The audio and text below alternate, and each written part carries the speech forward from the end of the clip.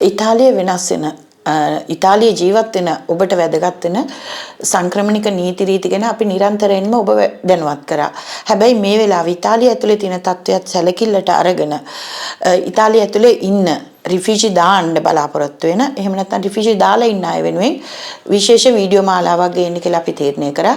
ඉතින් ඒකේ පළවෙනි වීඩියෝ එක තමයි මේ වෙද්දී ඔයගොල්ලෝ හොඳින්ම දන්නවා රිෆියුජි දාලා ඉන්න අයට ගොඩක්ම තියෙන හිතේ අමාරුව තමයි කමිෂන් ඉක්මනට අඬ ගන්නවා දෙන පරේරේක නෙගටිව් එහෙම නැත්නම් ඍණාත්මක තීරණයක් දෙන්නේ. එතකොට මේගොල්ලන්ට රටින් පිට වෙන්න කියලා කොලයක් හම්බුනොත් මොකද කරන්නේ?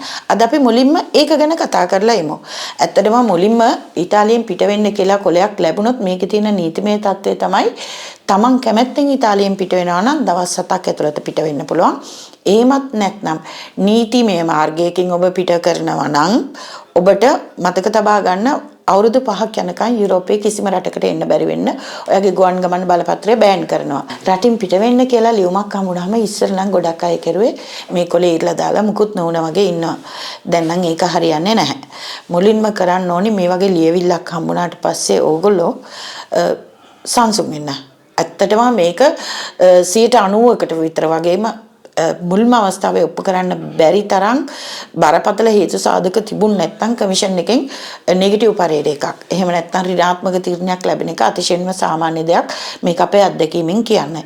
එතකොට මුලින්ම ඔයා කරන්න ඕනේ මේක සංසුන් වෙලා දැන් අපි හැමෝගෙම අතේ ගොඩක් වෙලාවට ස්මාර්ට්ෆෝන් එකක් තියෙනවානේ. ඉතින් මේක Tamanටම උනත් කරගන්න පුළුවන් වැඩක්.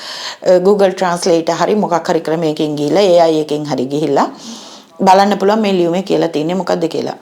ඊට පස්සේ අපිට කරන්න පුළුවන් මේක ගැන දන්න ආයතනයකට එහෙම නැත්නම් නීතිඥයෙක් හම්බ වෙලා රෙකෝඩ්ස් එක කරන එක. රෙකෝඩ්ස් එක එහෙම නැත්නම් ඇපිල් එක. හැබැයි මතක තියාගන්න ඕනේ ඇපිල් එකක් කෙරුවා කියලා ඔයාලට රටින් පිට වෙන්නේ දීපු නියෝගය අහෝසි වෙන්නේ නැහැ. ඒක වෙනමම ක්‍රියාවලියක්. සස්පෙන්සියෝනි දි ප්‍රොවිදිමේන්ටෝ එක රටින් පිටවල් කිරීමේ නියෝගය අභ්‍යාචනයේ තීන්දුවක් වෙනකන් తాවකාලිකව අත්හිටුවීමේ වෙනමම ක්‍රියාවලියක් කරන්න තියෙනවා. එහෙම නැත්නම් ඔයා රෙකෝඩ්ස් එක කරා කියලා නිකන් ඉන්න නම් එපා. ඒක හරියන්නේ නැහැ. ඒත් එක්කම මම ඊළඟට කතා කරන්න කැමතියි කවුරු හරි කෙනෙක් හිතනවා නම් රටින් පිටුවහල් කරන්න බැරි අවස්ථා මොනවද තියෙන්නේ කියලා. ඔව් එහෙම අවස්ථා තියෙනවා. කවුරු හරි කාන්තාවක් අපි කාන්තාවක් ගැන කතා කරුවොත් ගර්භණී තත්ත්වයේ ඉන්න කාන්තාවක් එහෙම නැත්නම් කුඩා දරුවෝ ඉන්නවා නම් ඒ අයව රටින් පිටුවහල් කරන්න බෑ. එහෙමත් නැත්නම් සෞඛ්‍ය හේතු මත ඒගොල්ලන්ව පිටුවහල් කරන්නත් බෑ. කාව හරි කෙනෙක් රටින් පිටුවහල් කරනවා කියලා තීන්දුවක් හම්බුනොත් පවුලේ ළඟම ඥාතින් දෙමව්පියෝ වෙන්න පුළුවන්, සහෝදරයෝ වෙන්න පුළුවන්, සැමියා හෝ බිරිඳ, දරුවන් මේ අය ඉන්නවා නම් ගොඩක් වෙලාවට රටින් පිටුවහල් කරන්නත් බෑ. ඒ වගේම පර්මිස්ස සෝජෝර්න එකක් තියෙන අයෙක්ව රටින් පිටුවහල් කරන්නත් අපහසුයි.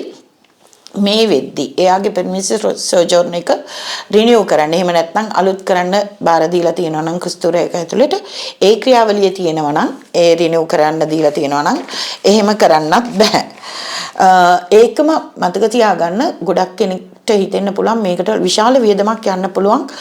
එහෙම නැත්නම් ලොකු වියදමක් යනවා නීතිඥයෙක්ට ගෙවන්න බැරි නිසා ගොඩක් අය මේක නොසලකා ඉන්නවා. ඉතාලිය ඇතුළත ඔබට ප්‍රමාණවත් ආදායමක් නැත්නම් ඉහතකී කරුණු තියෙනවා නම් ඔබට පුළුවන් පත්‍රොචීනියෝ කියලා නීතියෙන් ඔයාට ආරක්ෂාව ගන්න පුළුවන් ක්‍රමයක් තියෙනවා. මේකට කියන්නේ පත්‍රොචීනියෝ ස්පේසාල්ලා ස්ටාතෝ. ඒ කියන්නේ රජයේ වියදමෙන් නීතිඥයෙක් ඔබට ඉල්ලන්නත් පුළුවන්.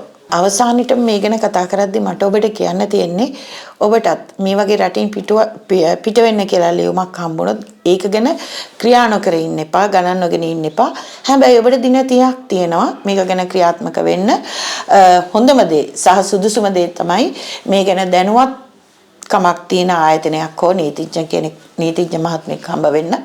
ඉතින් මේ ගැන වැඩි විස්තර දැනගන්න ඕන නම් පුරුදු විදියටම අපිට කතා කරන්න. මම වීණා ගමගේ පුන්තු ඉමිග්‍රාන්ති ආයතනය වෙනුවෙන් අපේ දුරකථන අංක දෙක මතක් කරොත් 331 එහෙම නැත්නම් 331 912 49 බොහොම ස්තුතියි. පුන්තු ඉමිග්‍රාන්ති අපේ භාෂාවෙන් අපේ තැනක්.